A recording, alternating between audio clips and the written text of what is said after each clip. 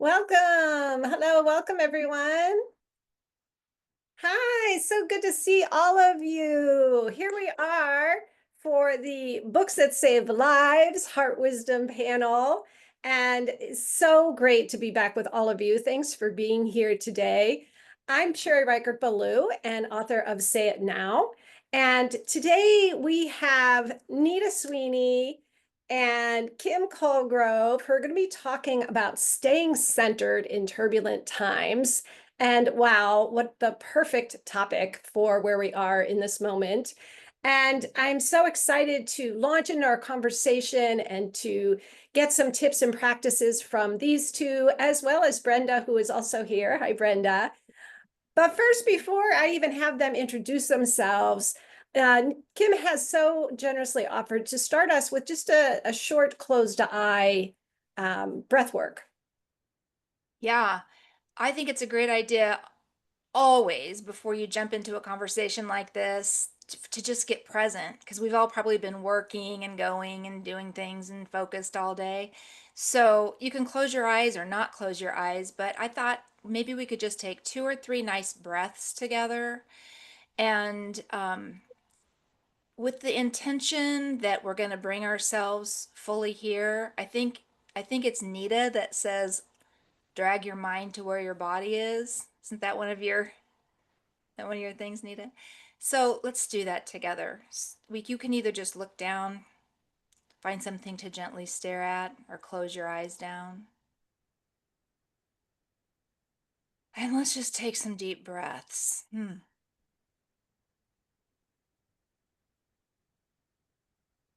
Maybe just breathing a little deeper than we've been breathing all day.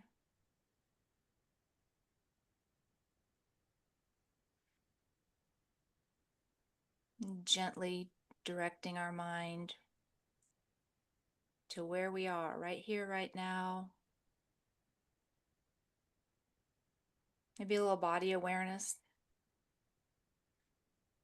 We spend so much of our day up in our heads.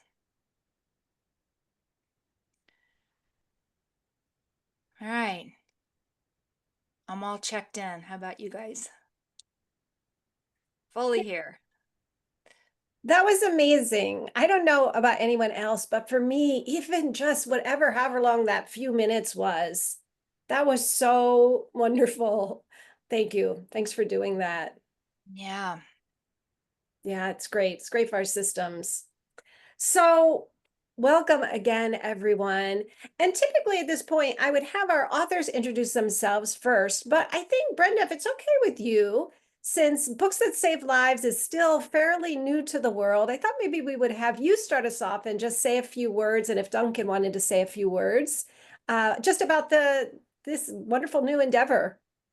Yes, well, I'm very proud to be the co-founder, co-owner, and publisher at Books That Save Lives, which actually had its origins at Heart Wisdom, at the Heart Wisdom holiday party when Kim shared like her deeply moving, fact that like people were coming to her events and letting her know that they were still here because of Mindfulness for Warriors and her other books. And so I was moved beyond anything. I mean, I still remember it very clearly.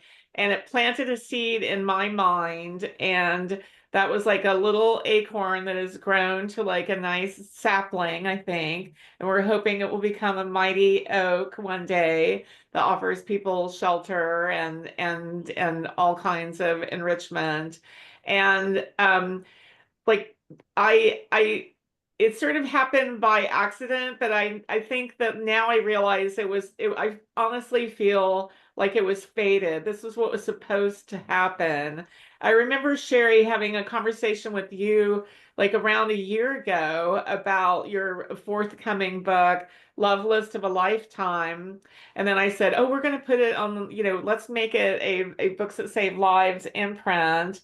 And then somehow you and I got on the conversation of like that your backlist book needed to be Books That Save Lives because somehow you and I knew that like it might be possible that I was no longer with Mango and that I needed to take Books That Save Lives with me. At that time, that was not the plan, not the plan at all. But like, I think we had this inner knowing, and that like, that was also like a seed planted, like for the fact that now we haven't, Duncan is my, is my partner, full business partner, and quite a book person himself, and definitely, an important part of this endeavor. So it's interesting to me to sometimes just look back and see what was happening before that led to this. And many of you were very much a part of it. And so, Duncan, I will hand over to you. Oh, I wonder, I bet he needs to be. I got unmuted. Thank you. Thank you, Macklin. Well, I have no speech prepared. I was just, I've been a little uncentered in frantic times and was looking forward to the benefits of this workshop, very selfishly and greedily hoping that I could get some centeredness. But I'll share what I can about the whole process of working with Brenda. Has been wonderful. I've been learning a lot more about her side of the business. I've been very much on the sort of finance and operations side, and so I'm learning a lot more about marketing and sales, which is something I've always wanted to know more about. And I think we really complement each other in that regard. And it's been really exciting to work with each of the authors here as I've been able to. I think Eric and I might have had an exchange this morning, if I remember right. So it's been a real uplifting experience to get to know all of you. And with that, I'll hand it back to Sherry. Oh, wonderful. Well, thank you both. It's good to hear from you both. And also just wanted to give a wave to Macklin. Macklin, hi. You should be able to. Will it let you unmute and say just Hi a hello? everyone. Hi, my name is Macklin. I work with Brenda and Duncan. I'm a editorial manager, but I also do some design work, and I've been in contact with pretty much everybody here, besides for a few. Um, and yeah, I'm so excited to be working with all of y'all. And yeah, that's pretty much it. So I'll be hanging around. So Thank you. Thank you, Macklin, for everything that you do for the Heart Wisdom too. So wonderful. Let's go. Nita, hello. We haven't had a chance to say hi to you just yet, but if you wouldn't mind just giving us a general introduction, and as a little added part of that, if you would, little secret question, I would love to know how you stay sane amongst all the news. Like that's one of my questions right now. I think for a lot of people, it's a big question of, how do we stay informed and stay centered? So if you had an answer to that along with your introduction, that would be great. Yeah, put me on the spot. No problem, Sherry. Welcome to Heart Wisdom, folks. I love it. Yeah, so I'm Nita Sweeney, and I'm the author of 4 books, 3 books with Books That Save Lives, and I'm so excited about this endeavor. It just feels fated. I know what. Yeah. Anyway, I could go on about that forever. I'm coming to you from Central Ohio. I don't always stay centered. And I think one of the things I wanted to say, I was going to say this later, but I'll say it now, is that I think the expectation that we can stay centered can get us in some trouble. So the tools that, from what I understand, we'll see what Kim says, the tools that Kim's going to offer us, and the tool that I'm going to suggest, is about noticing when we are not centered and having the presence of mind and the tools to bring ourselves back. Because the fight to stay centered can cause great suffering. So practically speaking, I use several different apps to block social media on my phone. I don't actually watch the news at all, period. Everything I need to know comes to me from other people or through the Times. I do very curated observing of social media. And so I'm very, very careful because I do want to stay informed and I do want to take action when it's necessary or when I want to. But I can't, the news it's just not helpful to me. And there are lots of other ways to find out what's actually going on. And so that's more the practical end of it. But even with all of that, I still get what Kim will probably mention as dysregulated, which I call it discombobulated. Is actually what I call it. Is I get discombobulated, and then I have to take some time and bring myself back. And so that's kind of how I feel about what we're talking about today. And boy, has there never, in my lifetime, there's never been a better time to have these tools. So I'm really excited to hear what Kim has to say too. So, and thanks Sherry for putting it together. Thanks Brenda for everything for all the years. Great to see you again, Duncan. I look forward to working with you and Macklin. Fantastic. Oh, Nita, thank you. And I don't know if you use this exact word, but what I heard in between the lines was you're very intentional about what you let in to your space, right? And Yes. I also really appreciate what you said about, letting us, right? Like it's probably not possible to stay centered all the time. However, we can be aware and pull ourselves back, come back to center and use the tools that I know we're going to be learning a lot today. So thank you for that. Ms. Kim, welcome back to you as well. Good to see you. Thank you. I'm happy to be here. Same question. If you would do an introduction and also let us know, how do you stay informed and also stay sane? Oh, well, I'm kind of like Nita. I turned on the news on the morning. I was traveling for work. I was in a hotel room the morning of November 6th. I turned on the news for about 20 minutes and I turned it off, and I haven't not watched 1 minute of news on television since then. And so I seek out what I want. I do stay informed, but I've kind of stopped marinating in it. I don't want to be overly informed because it's disrupts your nervous system to say the least. Yeah, so and honestly to goodness, the tools that I use are the tools that I share with people.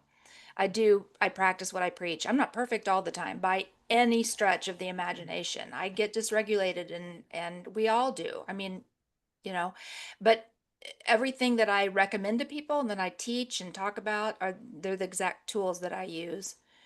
Um, I think the key, are you ready for me to jump in? I could tell. I was just about to ask you. Yeah, you want to jump in?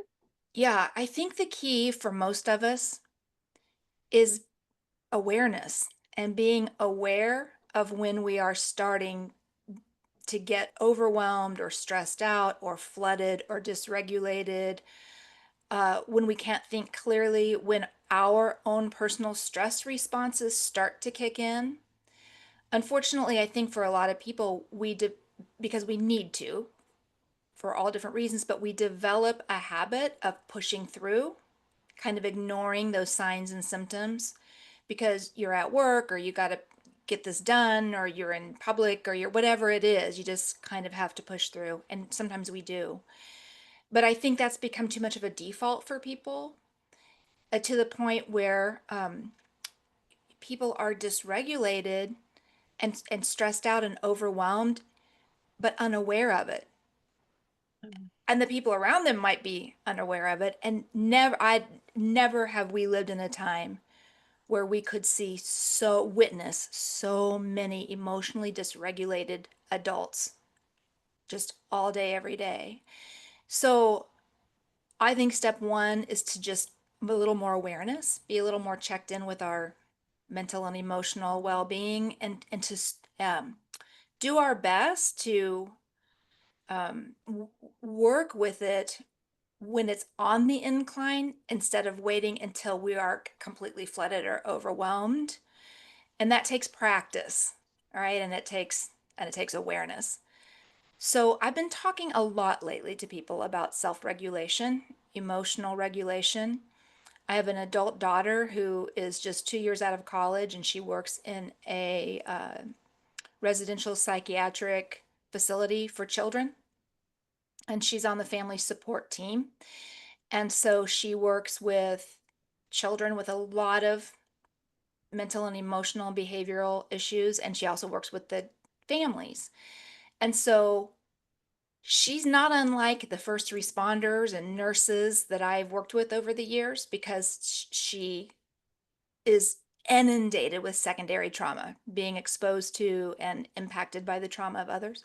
So I've been talking to her a lot about this and sharing these skills with her coworkers. So she actually did a little presentation for her team, her coworkers last week on self-regulation. I helped her put together a document and she taught them all a breathing exercise. So this has been front and center, this topic lately. So with the people that I can see here on my screen, I feel like I'm talking to a group full of masterclass people. So I don't really know that I have anything I can teach this particular group. But for anyone who might watch this later, or, for anyone who is struggling right now, and maybe you know this stuff, maybe you've been meditating for 30 or 40 years and it's a go-to, but man, it's getting more and more difficult to find the regulation and to keep from getting worried and fearful and anxious and stressed out. So I just feel like it's important to focus on self-regulation and understanding that it doesn't just feel better, and it's not just feel good, hippy dippy, touchy feely, hold hands and sing kumbaya. There's a physiological improvement that happens in our bodies when we use these simple tools and practices that are evidence-based, like breathing exercises and mindful practices and meditation. They're evidence-based practices that even just a breathing exercise for 1 or 2 minutes, because you slow down your breathing, that starts to slow down your heart rate. That in turn can start to lower your blood pressure. So there's a quantifiable, measurable physiological improvement when you pause and use one of these practices. So meaning that if we had a nurse standing by and we measured your heart rate pre and post a breathing exercise or a mindfulness practice, and maybe checked your blood pressure, we probably would notice an improvement. And I think that's the key when there's that point of choice. Am I going to force myself to pause and breathe for a couple of minutes, get checked in with my body, see if I can get checked into the here and now? Or am I just going to push through? Cowboy up, power on, you know? Yeah, I'm going to interrupt you just quickly, just for a moment, Yeah. because I know you have the word pause in the name of your work, right? Would pause. Yes. Yes, I do. And I just wanted to underscore that, because what you're saying is so important. And I am curious, before you move on, because you have so many great things to share, it seems to me that even that pause, even that, like having enough awareness to say pause in our heads, that must do something to break a pattern, right? Before we even do any other tools. Absolutely. Absolutely. You know, I think hustle culture is dying, and good riddance to it, you know, because you can get stuff done without all that hypey, hustle culture stuff. And I think the future is in people embracing these simple practices that many of us here have. I mean, honestly, you guys, I'm going to be 59 years old next month, and I've been meditating for 49 years. It's crazy. But my parents had me trained in transcendental meditation when I was 10 because they were meditators. So a lot of us have used a lot of these skills and tools for a very long time. And a lot of other people have thought they were hippy dippy, weirdo, new agey, right? But I think that's going to change now. And something as simple as just training yourself to pause and take one breath. There's a physiological shift that can happen when you do that. And I love, so Nita and I are kind of tag teaming today. I usually start people with breathing exercises because that's just the simplest, most accessible tool. I always say the breath is the body's natural stress reliever. We have this built-in mechanism that if we'll just use it on purpose, can help us regulate the nervous system, engage the parasympathetic nervous system, dial back the stress response. And so I usually start people there. But there are people, and I work with highly traumatized, trauma exposed professionals. So I've encountered a lot of people that have so much anxiety or they're battling with mental health issues, and the breathing stresses them out,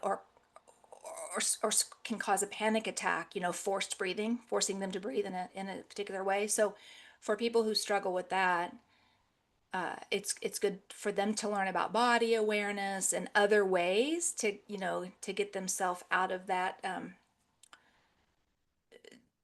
monkey mind chatter and the mental disconnection or the mental busyness. So there's not just any one way to do it. So I teach breathing, mindful practices, and meditation. And my whole point today is really just recommending that everybody get really focused on self-regulation, figure out a way to get it on your radar, because it's great to use these practices acutely when you're really stressed out and overwhelmed, but you have to sign on to that Zoom meeting, or you have to be present with what you're doing, but you're so overwhelmed or flooded or stressed out that you're having your stress responses, whatever that is. You're clenching your jaws, or your heart is pounding in your chest, or maybe you're starting to get a headache. But you just cannot give in to any of that right now. Using a breathing exercise acutely can slow all that down. But using breathing exercises or mindful practices or regular meditation consciously on a regular basis sets us up for success rather than just using it acutely. Once you practice these things and develop a habit, then when it hits the fan, you're a little better prepared. It becomes like second nature because you've practiced over and over, bringing your awareness into the present moment, body awareness, connecting with the breath, things like that. So I guess I would just say there's a whole bunch of people out there that will never do any of this, but how about the rest of us focus on self-regulation for self-preservation, in these times, and just learn these simple skills and practice them regularly. And Kim, what I love so much, there's so much great stuff in what you're saying. And I'm thinking, it's self-regulation, but it's such a societal relief, right? Like, especially, I agree with you that it's like great to do in acute circumstances, but for anyone who knows anyone who meditates regularly, and again, I think we're preaching to a lot of the choir here, but it's like we know that sort of calm presence that enters a room, right? That because of all of those years of practice, and not always, like back to what Nita was saying, it's not like we're always centered, but that kind of becomes the baseline in a lot of ways, despite everything going on. So I love what you're saying, and I agree with you. And I'm curious because I know you mentioned that Nita was going to go to this. Is this a good time for us to talk about that alternative kind of meditation? Yeah, I think so. Nita's going to walk us through an exercise today. Shall we start? That's not breath focused. I mean, I Right. think it's good for it to be exposed to all different things. Try a breath focus exercise, try a body focus exercise. We're all different. We all have different learning styles. See what works for you. And the same thing might not work every day. So yeah. All right, I'll take it over from here for a little bit, and then we'll probably go back to Kim because she's got all the statistics. The book that was featured on the graphic of mine is called Make Every Move a Meditation. And the theory behind that book is that most people, when they're taught to meditate, are taught sitting meditation. They usually start with the breath, as Kim said, most teachers do. And the way I heard it was it's because everybody breathes. And so it's a common denominator. And in addition to being a very effective relaxation tool, and it's medicine, your breath, if you focus on it right. But like Kim said, I tend to deal with people who have mental health issues, and the anxiety that comes in seconds when you suggest that they focus on their breath made me kind of rethink the traditional way of starting people, which is to work with the breath. And so what we use is usually the hands or the feet. And I'm actually gonna, before I lead the little, very short little exercise, I was gonna talk about, kind of dovetail what Kim said about there's the acute thing where you go, oh my God, I've got this crisis situation. I have to meditate now to try to get myself centered for this. But there's also the regular practice. And it's hard, especially when people are so busy, to add one more thing. So my suggestion, and there's a bunch of exercises in the book, Make Every Move Meditation. One of those exercises is to add it to something you're already doing, something such as driving a car. And so while you're driving the car, fully present, making sure you're watching the road, every few seconds, you notice your hands on the steering wheel. What does that feel like? Just that's all, just for a couple of seconds. Because the idea is, it's the phrase that I've heard and I stole probably is keep your head where your feet are. And so it's my body is here in this vehicle driving it, but my mind is someplace else. So for a couple of seconds, can I bring my mind into the same space as my body? And so you can do that with, let's say, as you're sitting here right now, I believe everybody, I'm not looking at the whole gallery, but everybody's probably sitting in a chair. So you can feel your butt on the chair. Just for a second, just notice that, oh yeah, my behind is on this chair. That's it. That's actually meditation. And if you can remember to do it by tying it to something you're already doing, brushing your teeth, just notice 2 or 3 strokes with the brush, things like that. That is it's both grounding, it's focusing. It has, like Kim said, there's just so much research of the benefits of doing these, whether it's breath or body practices. And it doesn't have to be very long at all. They've done all kinds of studies on real short intervals of regular practice. The regular is the part that is key. And then the other thing I wanted to say about sort of the state of where we are is that a lot of people are feeling the urge to take action. When you are centered and focused, you are much more efficient in making decisions and in the actions you take. And so, like Kim said, when I first heard about meditation many, many years ago, I thought, oh my God, hippy dippy woo woo, exactly what she said. But now I see it as a power skill. I mean, it really is being able to be completely frazzled and then go, wait a minute, I can be in my body present, making calm centered decisions, even while I'm taking action. And I'll say one more thing about that.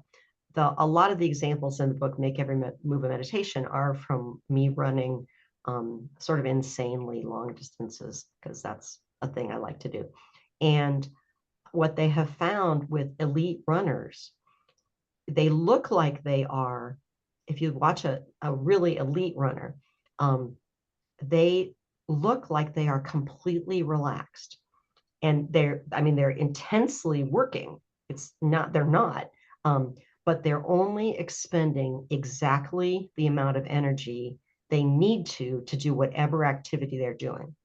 And that, to me, that's sort of like the goal. Okay, let's try to get focused enough, centered enough, practiced enough, so that whatever I choose to do and making good decisions, whatever I choose to do, I'm only using the energy I need for that activity. So I wanted to throw that all in, much more than I thought I was going to say. All right, so before you jump into the exercise, yeah, first of all, thank you. I'm so glad that you gave us more than you had expected. I found that so helpful. Everything you were saying about decision making, only expending the amount of energy that is necessary, that feels huge. Like that could change our entire lives, well, right? it could change the planet, because we add this story. I mean, it's actually, I study Buddhism, which is where the meditation practice I do comes from, and they talk about the 5 conditions. And the 5th condition is the story we add to what's actually happening. And so I talk about accepting reality. And it's not that I'm happy with reality, but I know what's going on, and I don't want to try to add. I mean, I had plenty of drama, but then I go, oh, wait, that's a story. Let's back off. Yeah. Wow. Thank you so much. Would this be a good time to walk us through? Yeah, this is gonna be really simple. So you can either close your eyes if you'd like to, shift around so you're comfy. If you don't feel comfortable closing your eyes, you can leave them open, but cast them down so that they're, looking at your desk or whatever you're sitting in front of, just so that you're not staring into the screen, because we want you to try to let your body relax a little bit. And if you can keep your spine a little bit straight, that helps with focus.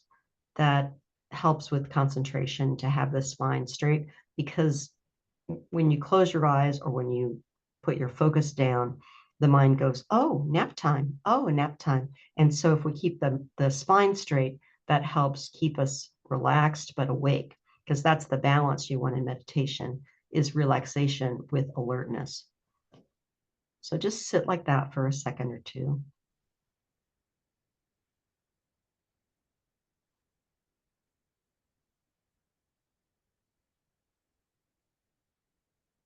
And then bring your attention to your hands. They might be folded in your lap or sitting on your legs. Mine are on a keyboard tray because that's what's comfortable.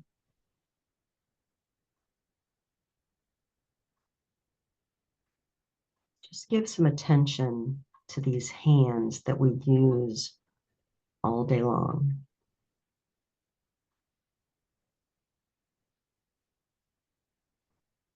Not so much to think about them, but to actually feel them. Are they warm or cold?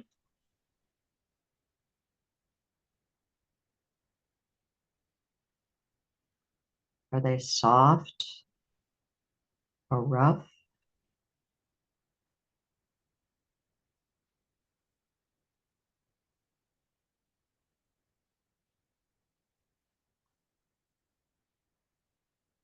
Do they feel pleasant or unpleasant, or perhaps neutral?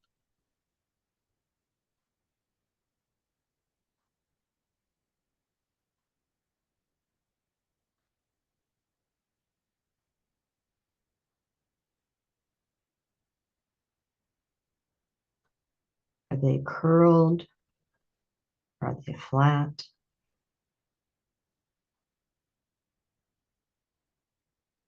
What do these hands feel like? These hands we use all day.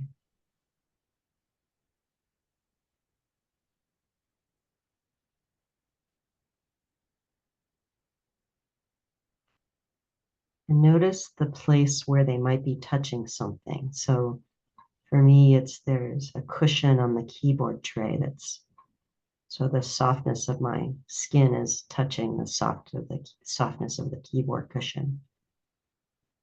It might be your clothes or your legs, your lap, and your belly. Just notice that point of contact for a second.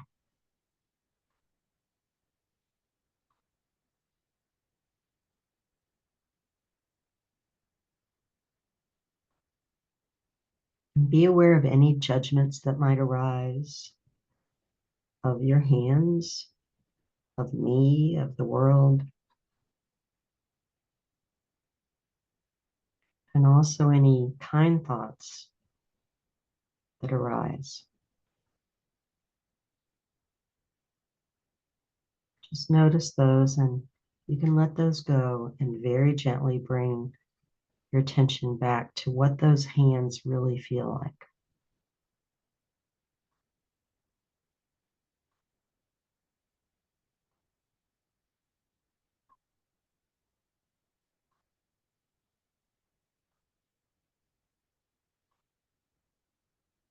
You might feel a sense of appreciation for them. If you're like me, you might have a thumb that is misbehaving, and that thought might arise. And again, you can just notice that, let it be, and let it go on its way. You don't have to force it.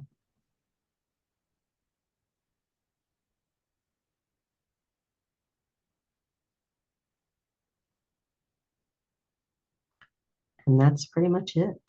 Just notice if you feel any different after we do this. Once I end, I don't have my little bell, so I'll just make a little bell sound. Ding. But that's the kind of really simple, just 2 or 3 minutes, just tuck that kind of thing in your day. And with meditation, Kim probably talk about this too. It's so flexible. It's so you can use everything, anything in your experience, anything in your thoughts or body sensations. You can get very creative with it. But the key is to bring your mind where your body is and be accepting of that, even if you don't like it, which that for our society, we don't get that sometimes, that we can accept something and be open to it, even if we don't like it. And that's when we really can make change, is when we're aware of what's really happening. Thank you. Thanks for the time and thanks for listening, everyone. Nita, that was so marvelous. And what I love about what both of you brought is that exactly that it's more about the consistency and the practice than, I need to meditate for 30 minutes or an hour a day, which I think is out there somewhere. I don't know where that came from. But I love that you two are helping us to see, or like you were saying, or like we did just now, like anywhere we are, right? And even before we did this sort of official practice, when you had sort of mentioned it before, I was practicing focusing on my hands and I could feel it. Right? I could feel myself come into my body and just like relax. So I'm curious if anybody else wants to jump in. I can unmute you if anybody wanted to share what that experience was like. Rachel, I saw you. It should let you unmute, will it? Oh, there you are. Well, I just want to thank both of you. You both know I have utter respect for both of you and the work you both do. Um, I I love that kind of practice where it's focusing on body parts.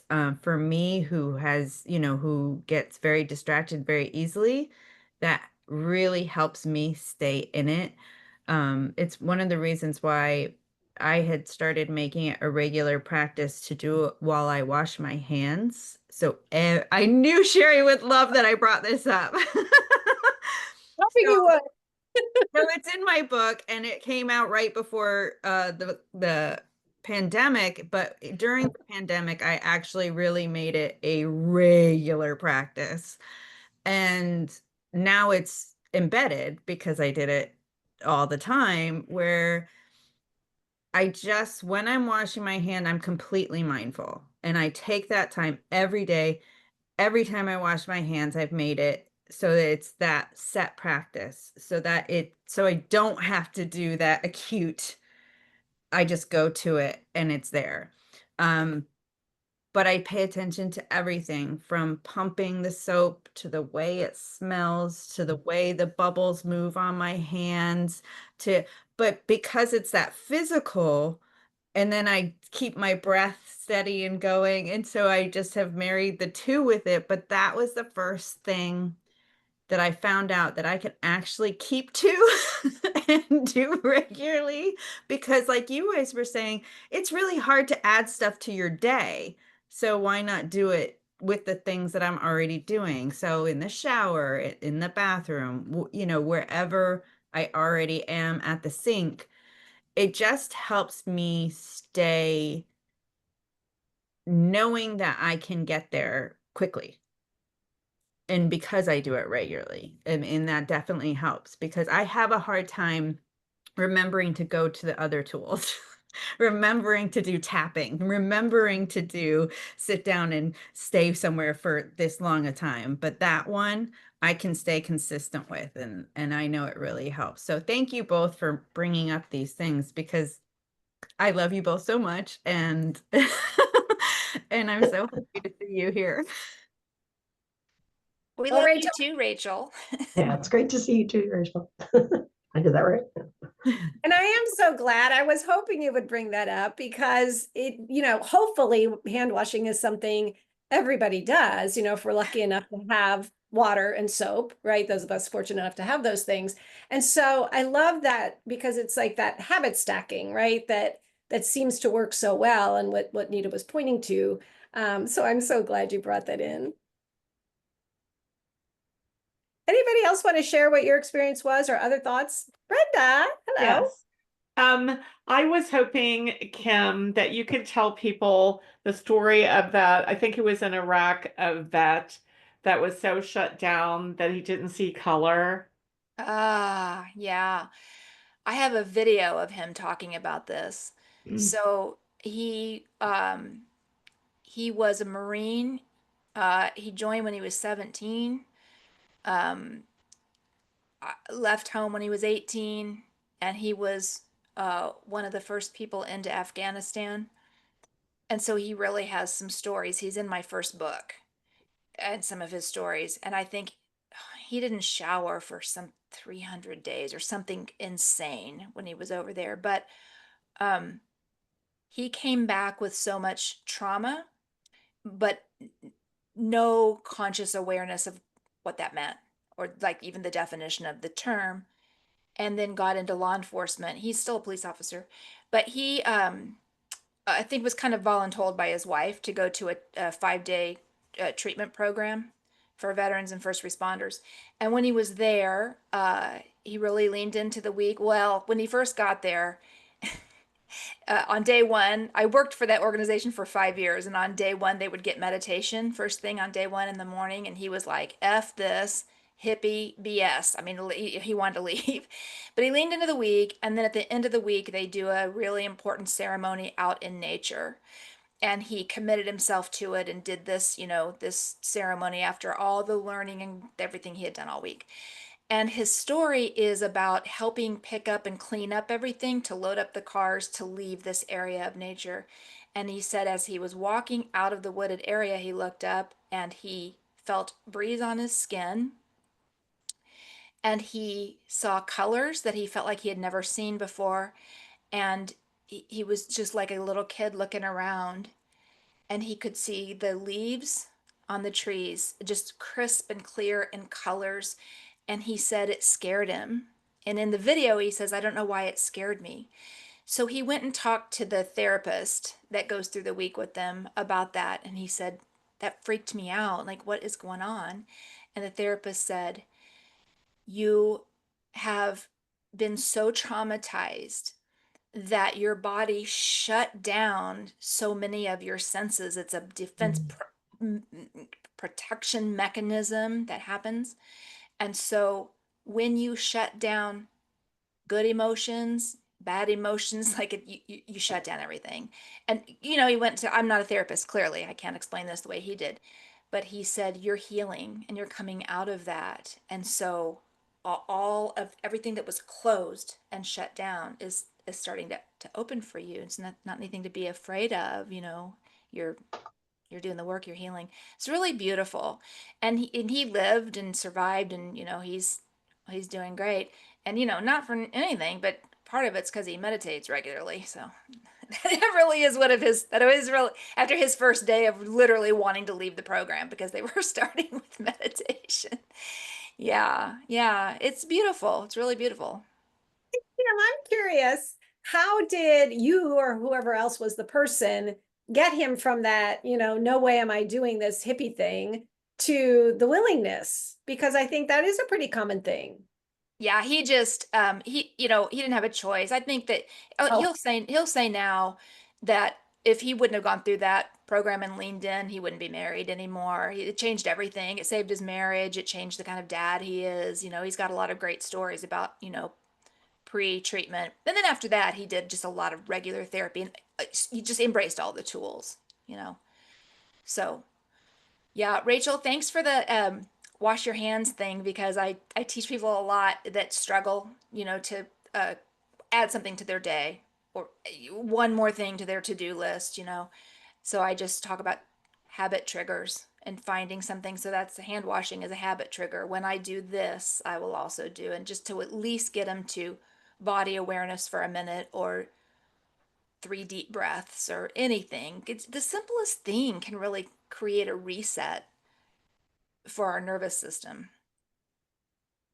yeah. Yeah. Does anyone else have any comments, questions for our authors? Anything you want to bring into the conversation? We welcome it. Clayton, you should be able to unmute. Will it let you? Did There that? you are. Okay. Hi, Nita. Nice to see you.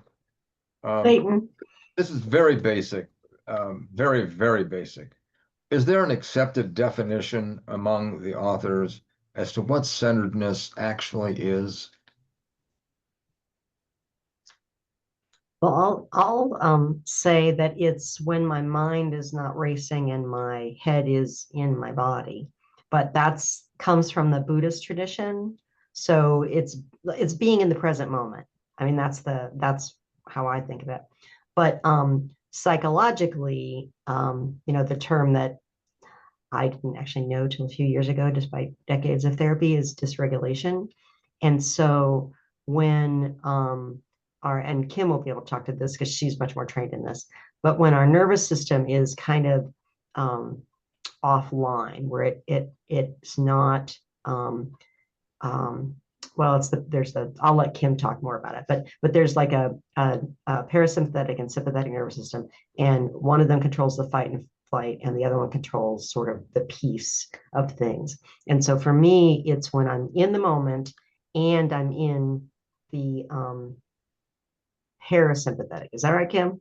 Is it the peace one Yeah. is the one I want? Yeah. Okay. The Yeah, when you're in parasympathetic. stress response, that's your Right. Okay. sympathetic nervous system that turns on Right. your stress response. Right. So That's I right. want to be, it's those two things. It's both in the moment and for me, I'm not sure that they can exist without each other. I'm not sure I can be in the parasympathetic nervous system without being in the moment, but I'm not sure about that. So maybe Kim can talk about that. That's what it is for me. It's that centeredness. And then that's when we see the colors and the lights come on and we can think more clearly and we feel calm and centered even in the midst of chaos sometimes. So that's what it is for me. But I'll let Kim will expand. And I thought I'd just hop in with a quick one. Thanks for the question, Clayton. It's good to see you. Clayton, I think I don't think there's any like one definition. It's very individual. We're all so different, and what might feel centered to me there might be a nuance or a little bit something a little bit different for Nita. Do you have a thought about that or a definition or a sense or a feeling of when you don't? So I Not mean, particularly. yeah, I think just for me, I can tell when I check in. I mean, sometimes I'm just like rolling with the tide before I realize how far down the rabbit hole I've gone of anxiety, overthinking, or whatever the things are. But for me, it's how I feel. It's how I feel like I can feel if I'm present and my heart isn't racing and my muscles don't feel tight and I'm checked in. You know, it feels good. It feels better. I feel more mental clarity. I feel better in my body. And so I think I think that's how I know. Like, oh, I feel a shift. I feel better. I feel um and when I'm not centered, I mean, I really lean towards overthinking, fast, quick mind, jumping from thing to thing, struggle to focus on one thing. That's kind of my natural tendency. So it's a little bit of heavy lifting sometimes for me to get present and feel centered. There are a lot of different disciplines and techniques. Nita comes more from Buddhism in that. My original training was transcendental meditation, so that was that foundation for me. But when I was about 30, I started studying every different practice and technique and reading books. And so it just kind of depends on who you talk to. If you're talking to someone who's really well versed in mindfulness meditation, they may have a slightly different definition for centered or grounded than someone who's like more of a Buddhist. But it's all the same thing. Like you're not all nutso crazy out of your head, mentally distracted. Most human beings spend the better part of their day focused in the past or focused in the future or focused on circumstances and people and things they can't control. That sense that I do. when you feel like that, yeah, and for human beings, nothing will stress us out more than trying to control the uncontrollable. So that's why I encourage self-regulation. When you feel out of control, things feel out of control, you can't control that person or that external thing. We tend to be such externally focused beings. So when you can pause for even a second and just with that breath and acknowledge this is really all that I can manage. This is, you know, sometimes I don't like that word control. That feels a little, but I can only impact this. So why don't I just impact this? This is why I've been talking to my daughter about it, because she works with extremely dysregulated children sometimes, and they get violent, and she just has a lot of, they get very emotionally out of control and very violent. And so uh, if they have an incident at work, and then the staff will overthink and beat up on themselves and shoulda, woulda, coulda, and I should have done that and I didn't do this, and they're very upset, and then they take it home and you right, and they can't sleep and all that kind of a thing. So I just started saying to her, sometimes you have to pause and just realize what you can manage, which really is your breathing, doing your best to bring your mind to the here and now, and even just admitting to yourself, I can't control all of that. And You know, continuing to try to control it is so stressful. sorry, Kim. I just No, was, yeah. JJ, 1 second, then I'd love for you. I'm gonna, one thing I was just gonna say is I love when you ask Clayton, what is it for you?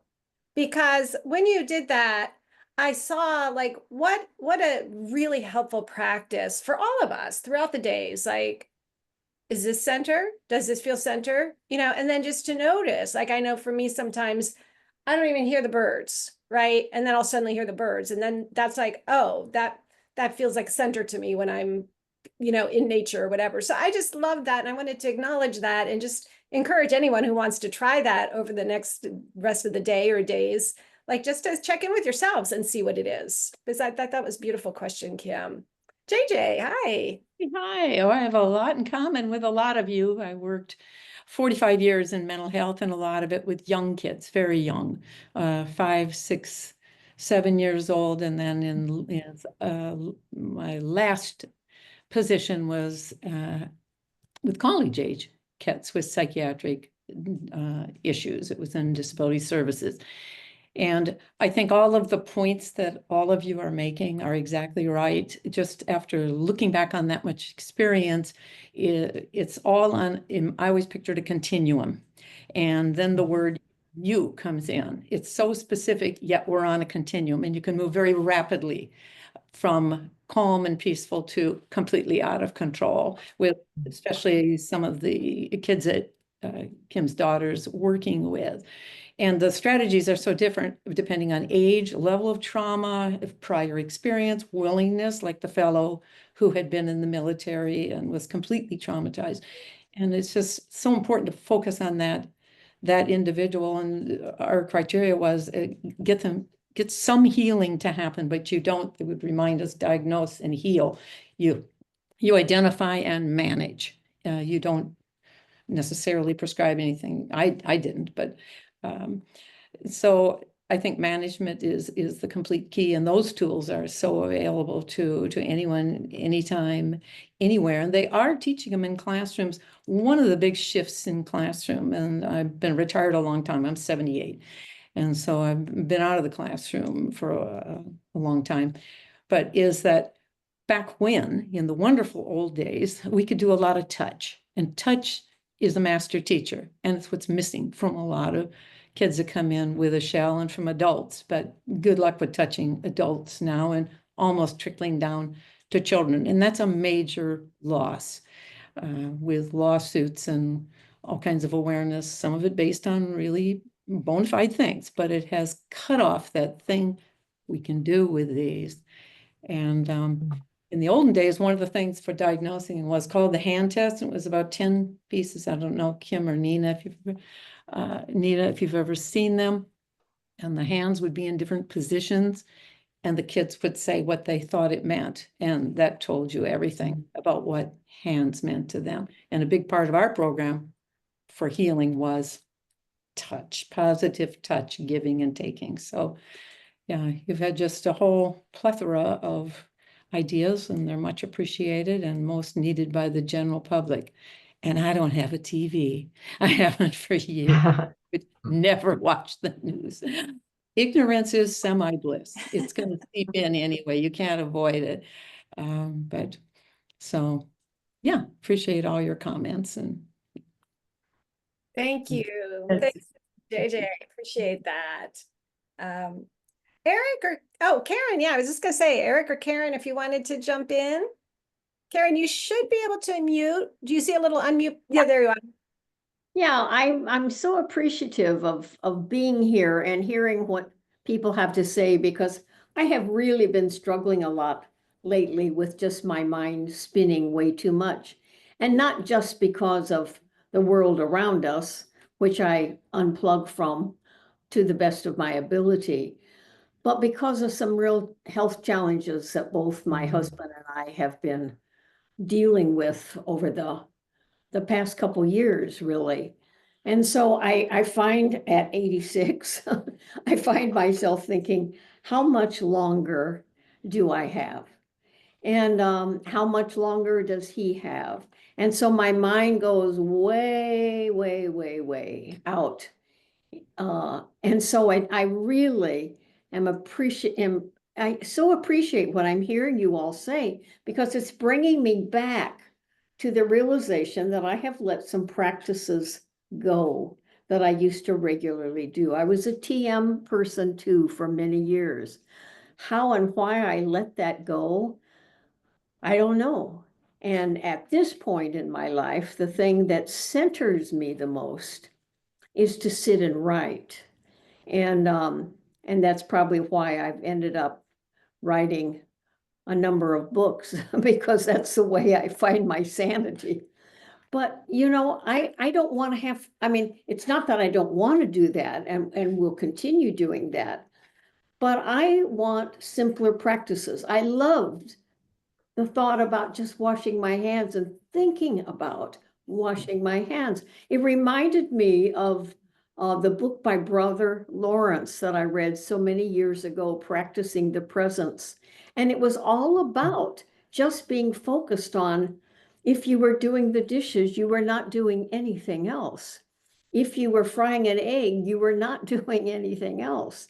And I just need to get back to the simplicity of that kind of living. So being here today and hearing suggestions from both of you in particular, but from every comment that has been made, feels life-saving to me right now. So I just want to thank you.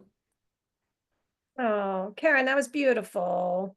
Thank you so much. It's great to see you and hear from you. Yeah, thanks. Eric, did you want to jump in for a Just minute? completely enjoying receiving. And Nita got me off track thinking about my thumb. So I've been obsessing a little about my thumb. Um, there it is. But no, I spend most of the day generating, so I'm enjoying just receiving, and thank everyone. Eric, you just brought in, I was going to say inadvertently, but maybe you did it on purpose, humor, right? Humor is such a great way to get centered really quickly. And I so appreciate that you brought that in, and It was sort of, it was not inadvertent. It was completely planned from yesterday. No. oh, I so appreciate you. And we're almost at the top of the hour. We've got about a minute left. Kim or Nita, was there anything that didn't get said that you wanted to end us with? I would just Karen, say, remember the moment. Go ahead. yeah, so I'm sorry. No, you go ahead. I was just going to say, just thank you to everyone for kind of rounding it out. It just felt so full. These moments felt so full to me. Thank you.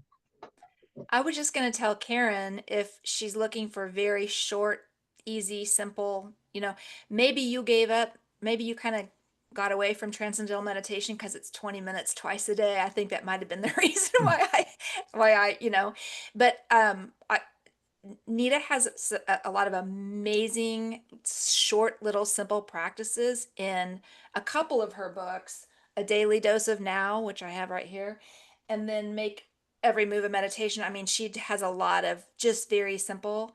And then I teach a 21-day meditation jumpstart course, where on day 1 we do 1 minute and on day 2 we do 2 minutes. And so I have a PDF of that journal that I use. And if you would like that PDF, we can get connected by email and I can just send you that PDF, just suggestions for what to do in 1 minute or 2 minutes.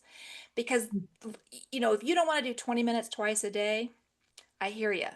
But maybe today you would do 3 minutes or 2 minutes. Yeah, so just some suggestions for those shorter little bite-sized practices. Oh, I love that. And in case you haven't noticed, Macklin has been posting the book links. So I hope you'll take a look at that before we close out. And also, Brenda, I know I just want to also just invite people to join the Instagram for Books That Save Lives. That link is also in there. And Brenda, what do you want to share with us before we go? I was just going to say that like singing, even if it's just singing along Oh, to the yeah. radio, like a few lines or something can be, it's sort of breath work in its own way too, but it can uplift your mood and just sort of reframe. And actually, Duncan and I sing in our meetings and sing out our meetings. We have a little Jim Dandy song that we sing at the very beginning. And so I find it healing, and it just is like sort of frames everything to the positive for me. I love that. What You a should sing us out. yes. JJ, you read my mind. Wait, let me unmute everyone in case we can all just join in. I don't know. Oh no. Come on. Allons enfants de It's really la hard to sing on Zoom because patrie. everyone's time's a little different. You know, there's bouncing time. But we could I counted in and we sing this song called Jim Dandy to the Rescue. Which you want to do it, Brenda? Are you ready? Yes, I just wanted to explain that Jim Dandy is the LLC. Books That Save Lives is the imprint, but the company is Jim Dandy because it sounds fun and positive and upbeat, and it is. So yes, here we go. So for those of you who know the song, 1, 2, 3. Jim Jim Dandy Dandy to the rescue. Jim Dandy to the rescue. Jim Dandy to the rescue. Go, Jim Dandy. Go, Jim Dandy. I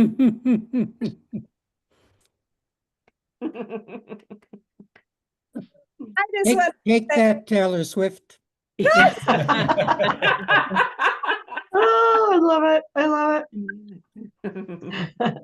All right, then. all of you for being here, for everything that you brought. Oh, Kim. Real quick, in our next Heart Wisdom, can we just do open mic comedy hour and with Eric with Eric as the lead?